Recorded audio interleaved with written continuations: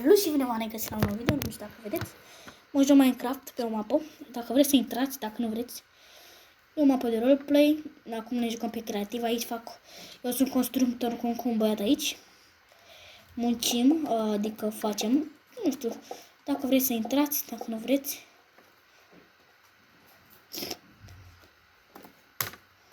Dacă vreți, avem și primar. Acum muncim la magazin. Uite, un băiat v-a zis salut.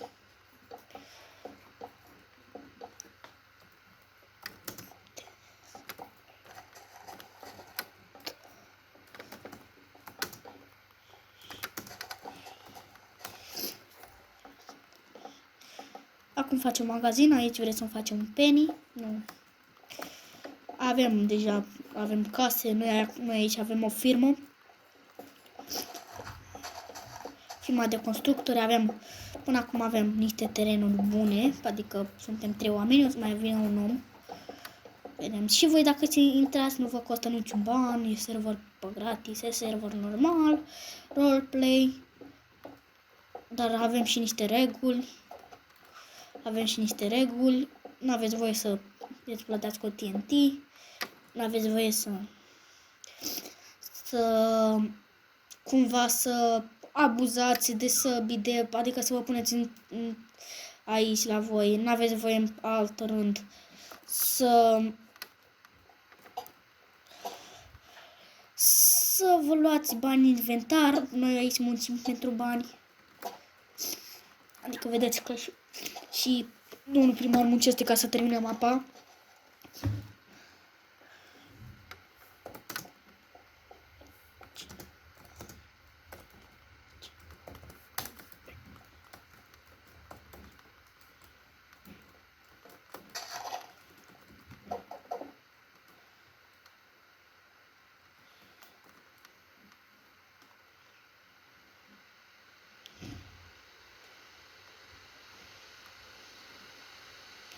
Nu chiar mapa e făcută foarte bine.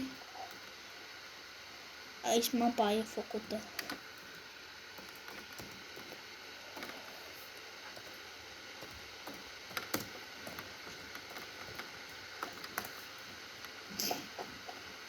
Mapa chiar nu e foarte bine făcută, adică noi facem pentru, nu știu, și de azi am zis m-am pus să fac și videouri.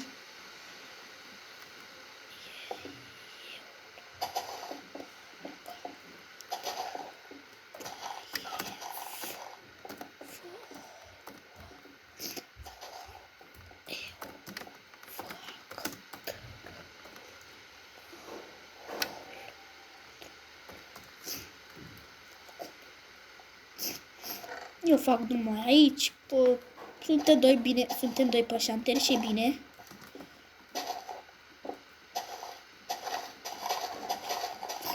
Și lumini trebuie să mai punem. Pentru că aici, uitați, pe aici noi cu lumini, dincolo, încoace cu lumini. Orașul mic, ăsta e orașul. Aici am avut un casino, s-a stricat, a bubuit. Uitați, ăsta e orașul, acolo trebuie să vină o casă, aici trebuie să vină un fel de, unde stăm noi, adică unde lucrăm noi. Aici, dacă vă place, puteți să stați în bloc, aici e primăria, aici e casa la domnul primar, asta e casa mea care încă e în construcții, asta e banca care domnul primar trebuie să muncească la ea, asta e magazinul și eu cu petul ăsta muncesc la ea. Noi vrem să facem toată harta, să o terminăm. Dacă vreți să intrați, v-am zis, nu știu cât player poate să intre. Aici mașinile sunt de-astea carduri, adică nu avem mașini reale, nu suntem cu moduri pentru că nu băgăm moduri. Aici ne jucăm până seara, serverul nu-i deschis mereu, e mai deschis când ne jucăm noi, adică după școală.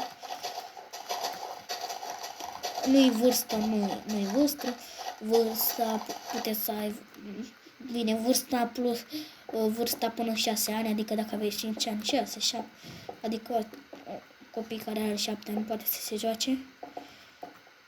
Noi avem 10, toți. Noi aici ne jucăm. Ne jucăm de când adică noi facem server, vrem să terminăm serverul în 6-7 luni sau zile, cam așa, nu știu.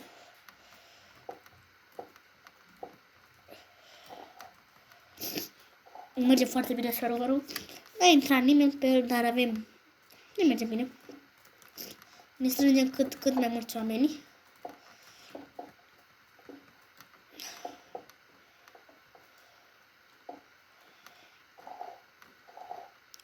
Și voi puteți să intrați. Cine vrea să intre, scrie în comentarii, dau numele la mapă, nu vă dau numele.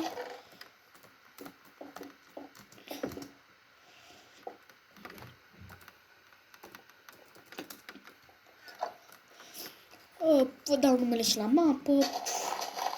Ce vreți, vă dau numele, IP-ul, adică numele.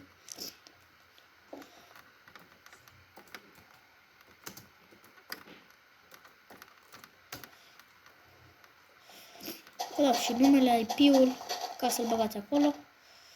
Ce nu știți, opa, am greșit.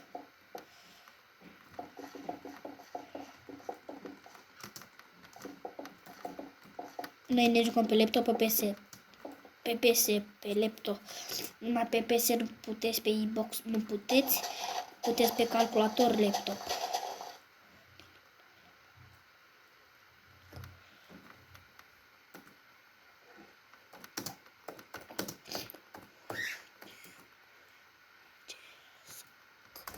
Asta e un server de creativ.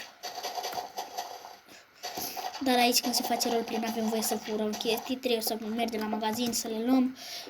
Eu cu un băiat suntem lucrători, adică în șantier, vedeți că suntem lucrători în șantier. El face magazine, el se ocupă de, eu mă ocup de design, că știu bine să fac designul. Vedeți?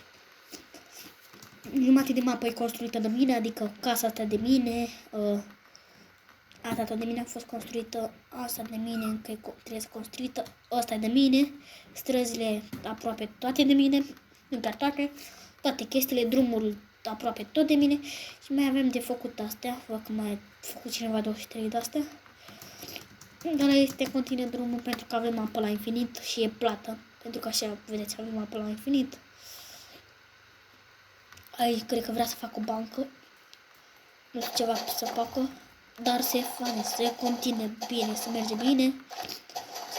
Cine vrea să intre?